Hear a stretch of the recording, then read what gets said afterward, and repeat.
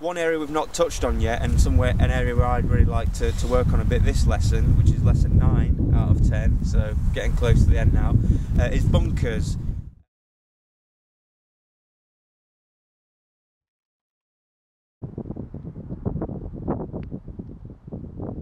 I'm not too worried about bunkers. I don't feel they're a massive weakness of mine, Scott, but I really like to get a bit more consistency and maybe a bit more variation of the types of bunker shots that you're faced with in a round. So where would we sort of start to improve on that?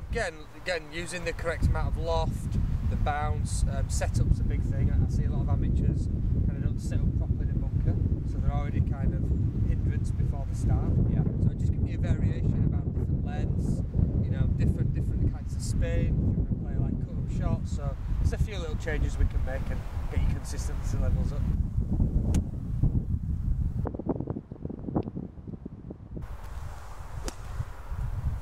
Setup wise, you're a little bit top heavy there. Just make sure that your weight's a bit more back, and just open your left foot a little bit. You need to feel like you're a bit more open. Yeah. So I'm just going to say, I want you to kind of swing. Yeah. Along that.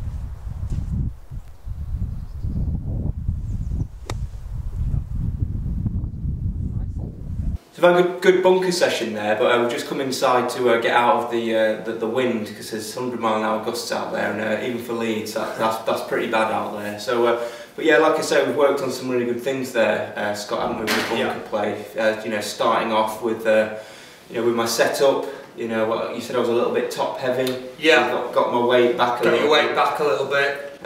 So we got your ball position a little bit back as you were catching the ground. I was just to start off with. I was taking away just a little bit too much sand, but moving that ball back a bit made my club bottoming out in the right place. So that was one thing that was good. And you did that sort of little. You drew those lines for me to a little sort of station, which is something good for me to practice, which is really good for me to. To swing a little bit, almost cutting across the ball a little bit, which is a little bit odd for some of the things I've been learning in other areas. So I'm trying to get that different, but for this is slightly different. It's a specialist shot, a bunker shot, and we want the club to slightly come from outside in, just so we can use the bounce a little bit, keep the loft on the club. Coming from inside where you were originally with a closed stance is a little difficult. So slightly across the ball, and using the bounce and the correct amount of loft. Absolutely, and I feel with those. Like with the lines that you drew and things like that, and you even did the square as well, for which drew the box round to show me the right amount of sand to take away. There's some really good things that I can then take away into my practice. If I wanted to just go off on my own and have a half-an-hour bunker session on my own, I've got some things there which I can do straight away, and that's going to be helpful, isn't it? Yeah, very.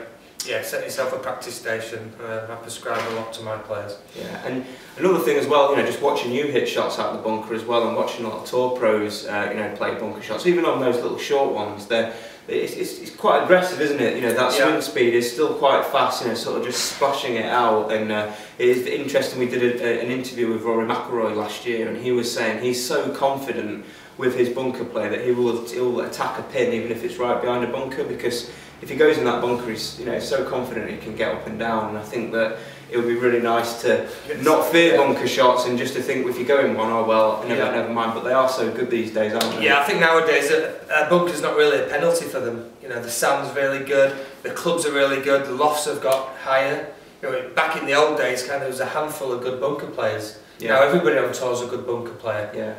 Great lofts, ball spins a lot. So it's not really a deterrent going in a bunker. And if you get the right technique, like say, this is a shot, it's a specialist shot where you're not hitting the ball, you're hitting the sand. Yeah. So those guys are so accurate in where the club's coming in, they create, spin, and like say, any pin really is attackable for those players. Absolutely. So it'd be nice to be in that situation myself. I'm not quite there yet, but Scott's definitely given me, like another string to my bow, if you like, to help with my development. So that's 9 lessons out of 10 now. So we're going to come back to you next week with lesson 10. We'll have a think and do something really interesting, just to sort of tie it up really nicely. So, look forward to that next week.